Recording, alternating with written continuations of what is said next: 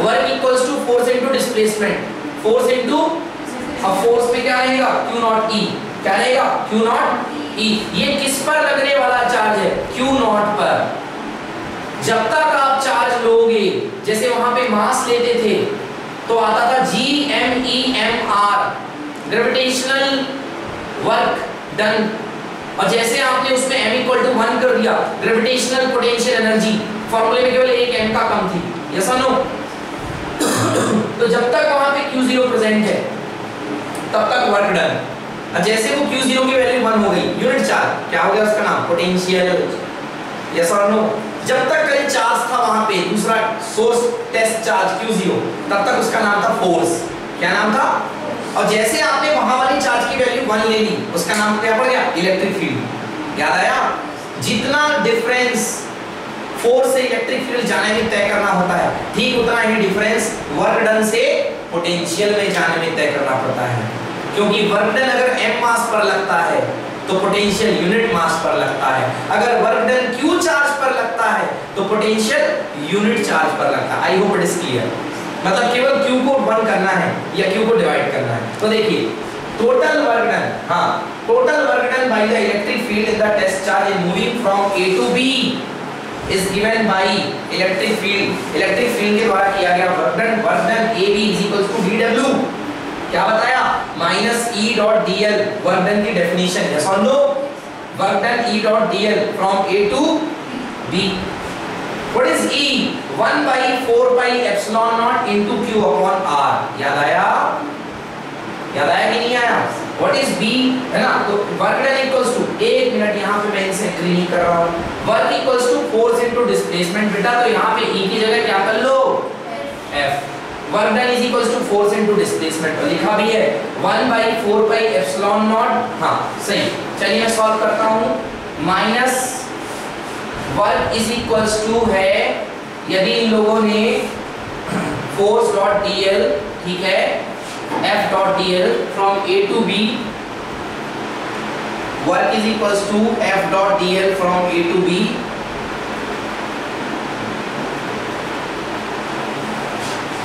अगर हम इसको खैर इन लोगों ने तो वर्क ले लिया है, कोई दिक्कत नहीं है, माइनस अगर इसको E डॉट dl लेके चलते तो ये और इजी हो जाता, मगर E डॉट dl लेके चलते तब आप खुद बोल सकते हो सर यहाँ पे आपका पोटेंशियल आएगा, तब यहाँ पे वर्क डन नहीं आएगा, तब आपका पोटेंशियल आएगा, क्योंकि आप यूनिट चार्ज लेके नहीं चल रहे हो, आप Q चार्ज लेके चल रहे हो सर, इसलिए वर्क डन आएगा। अगर यूनिट चार्ज लेके चलोगे तो क्या आएगा पोटेंशियल। तो देखिए work done is equals to B dot A, क्या होता है formula 1 by 4 pi epsilon naught into Q source charge Q naught upon R का स्क्वायर, यहाँ पे कितना बेटा dr, सर सब बाहर ले लो, ले लिया बाहर, minus 1 by 4 pi epsilon naught into Q not integration A से लेकर के B और 1 अपॉन R स्क्वायर dr, से यस और नो। 1 अपॉन R स्क्वायर का इंटीग्रेशन 1 अपॉन x स्क्वायर का होता है dx के रिस्पेक्ट में, ऐसा खूब पढ़ा है 11th क्लास में, x की power -2 dx, sir formula x की पावर n+1 अपॉन n+1, तो -2 + 1 अपॉन -2 + 1, से यस और नो। सो ये हो गया -2 + 1 x की पावर -1 अपॉन -1, ओके, मतलब -1 अपॉन x ओवरऑल, ये माइनस ऊपर गया -1 अपॉन x, तो ये आ गया 1 by 4 pi epsilon naught Q not 1 upon -1 upon x, okay, और यहाँ आ जाएगा a से लेके b, तो बेटा यहाँ पे r चल रहा था तो 1 अपॉन r a से लेके b, ओके, माइनस साइन बाहर, -1 by 4 pi epsilon naught Q not 1 upon r, सबसे पहले upper limit 1 upon rb -1 upon ra।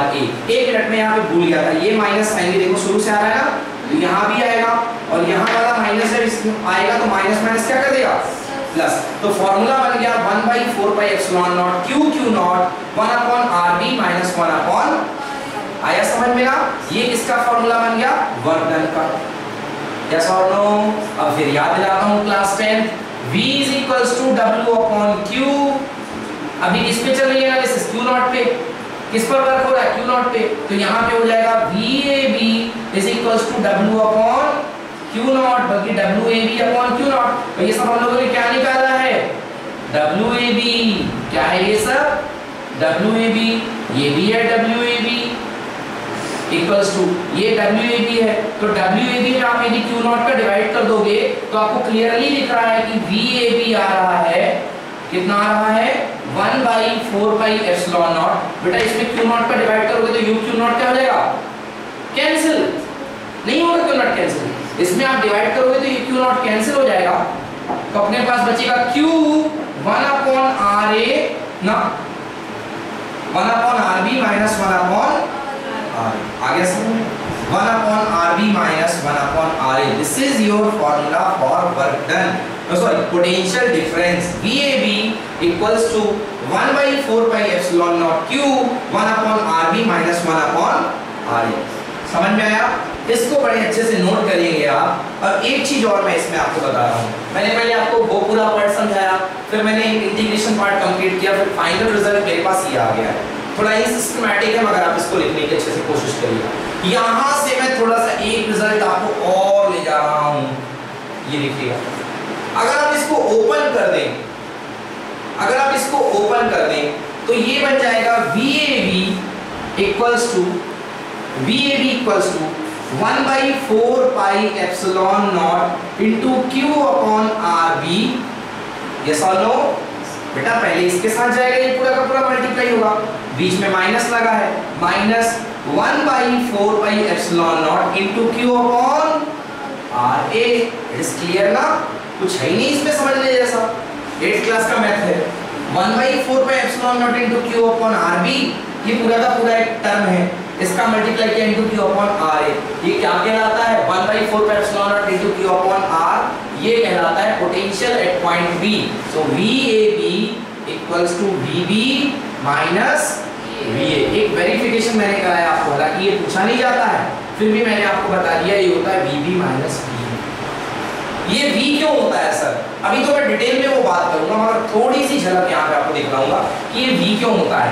मैंने आपको पढ़ाया था E इज इक्वल्स टू होता है, E is equals V is equals to, मैंने बताया था आपको E अपॉन R, शायद याद होगा, बताया था, कल बताया था मैंने।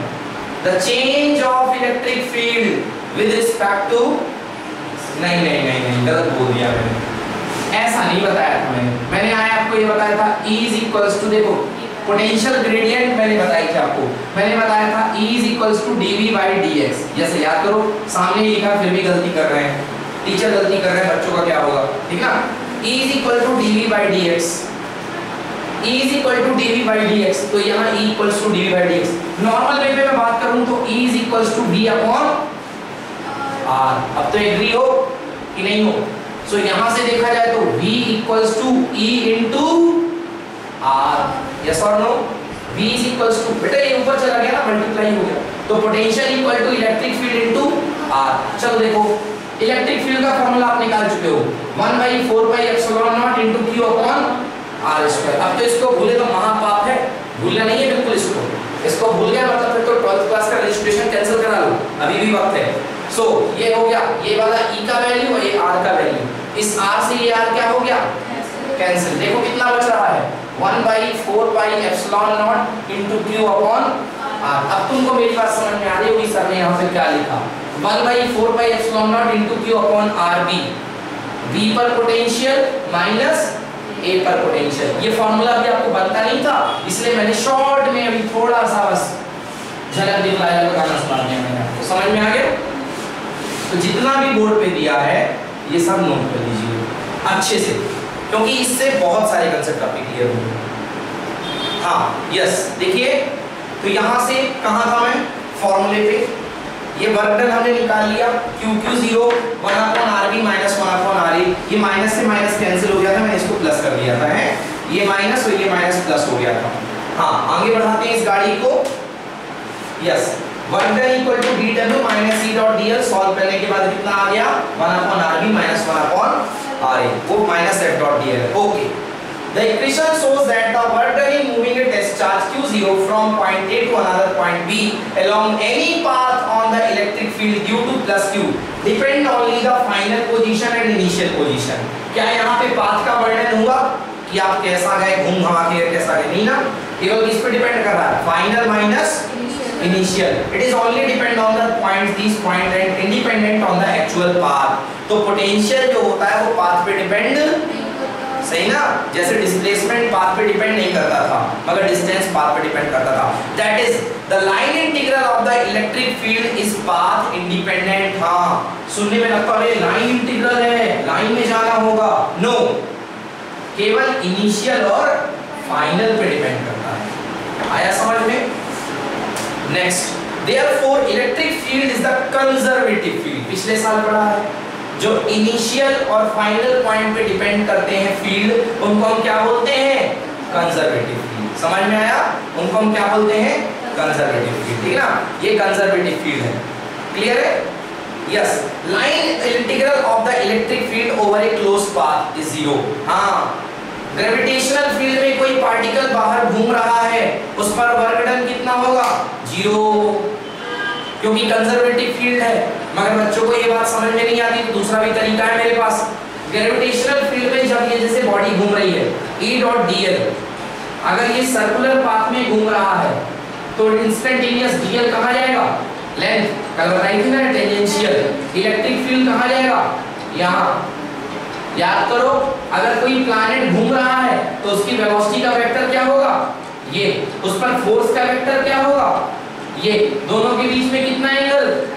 90 डिग्री. और जब एंगल 90 डिग्री हो तो work equal to force into displacement cos theta. cos 90 equal to 0. cos 90 equal to 0. यही हाल यहाँ पे है. The line integral of electric field over a closed path is 0. This is another condition satisfied by the conservative field. Closed path में line integral कितना हो जाएगा? 0. Close path का line integral 0 हो जाएगा. बेटा एक चीज और बता सकता हूँ, क्लोज पाथ में क्यों हो जाएगा लाइन इंटीग्रल? आप चले, अभी मैंने डिस्प्लेसमेंट का नाम लिया था ना, मैंने कहा आप एक पॉइंट से चले और एक पॉइंट पे चल के आ गए, बोलो डिस्प्लेसमेंट कितना हुआ? 0. तो जब इसका सोल्यूशन करोगे आप, तो जहां पे 1/rb - 1/ra आएगा, इनिशियल भी वही और फाइनल भी वही, कैंसिल हो जाएगा. ये 0 हो गया, मतलब पूरा का पूरा. तो in a close path from A to B, E dot dl equal to, समझ में आया? वर्क डन भी 0, पोटेंशियल भी 0. समझ में आ गया? Yes. Line integral of any only static electric field is independent of the path followed. Yes. However, line integral of the field due to moving charge is not independent of the path because of the field varies with time. हाँ, अगर moving charge है, ये stationery charge के लिए बातें की गई हैं. ओके, ये एक लाइन बात के लिए है. Yes. Line integral of only static electric field is independent of the path followed. However, line integral of the field due to a moving charge is not independent of the path. Understood everything? Okay. Yes. अब हम जो है जल्दी से, यदि आपको समझ में आता है तो हम इसको देखे लेते हैं. हाँ, इलेक्ट्रिक पोटेंशियल. इलेक्ट्रिक पोटेंशियल क्या होता है? मैंने बताया था, इसको V से डिनोट करते हैं. V फॉर वजनदारी. Okay, electric potential is a physical quantity which determine the flow of charges from one body to the another body. हाँ, चार्जेस हमेशा हायर पोटेंशियल से लो पोटेंशियल की ओर चलते हैं. एनर्जी का लेवल जो होता है वो पोटेंशियल कहलाता है. एनर्जी का लेवल क्या कहलाता है? Potential, level of energy. और हर बॉडी हायर एनर्जी से लोअर एनर्जी की ओर ट्रीट करती है. पानी का झरना higher energy to lower energy. It is a physical quantity that determines the degree of electrification of a body. ये एक फिजिकल क्वांटिटी है, वो डिसाइड करती है कि किसी बॉडी में कितना इलेक्ट्रिक चार्ज खाया हुआ है. कोई बॉडी कितनी दमदार है. कोई बॉडी दमदार क्यों होगी? क्योंकि उसके अंदर खूब सारे चार्ज भरे होंगे. वो डिसाइड करती है कि कोई बॉडी कितनी ज्यादा चार्ज है. आप बहुत पढ़ के आए हो, आप बहुत कॉन्फिडेंट हो, आपका पोटेंशियल बहुत है. आप बिल्कुल नहीं पढ़ करके आए हो, आप लो कॉन्फिडेंस में हो, आपका पोटेंशियल लेस है. और जब आपका पोटेंशियल लेस रहेगा ना, तो फिर आप दूसरे से गेन करने की कोशिश करोगे चार्ज, क्योंकि मेरा भी आ जाए, मेरा भी बढ़ जाए चार्ज. तो इसीलिए हमेशा potential higher body to lower body चलता है. आप पढ़ के आए हो, आप उनको समझाओगे, आप उनको बताओगे, यही जाएगा आपका चार्ज उनमें. और आप चाहोगे कि मेरा दोस्त मेरे बराबरी पे आके खड़ा हो जाए, ना भी चाहते हुए आप उसको ज्ञान दोगे. ये सीख, बिकॉज जब कोई बॉडी हायर पोटेंशियल से लोअर पोटेंशियल में आती है तो उसको अच्छा लगता है. इसका मतलब ये नहीं कि वो लोअर टू हायर जाना चाहती है. ओके,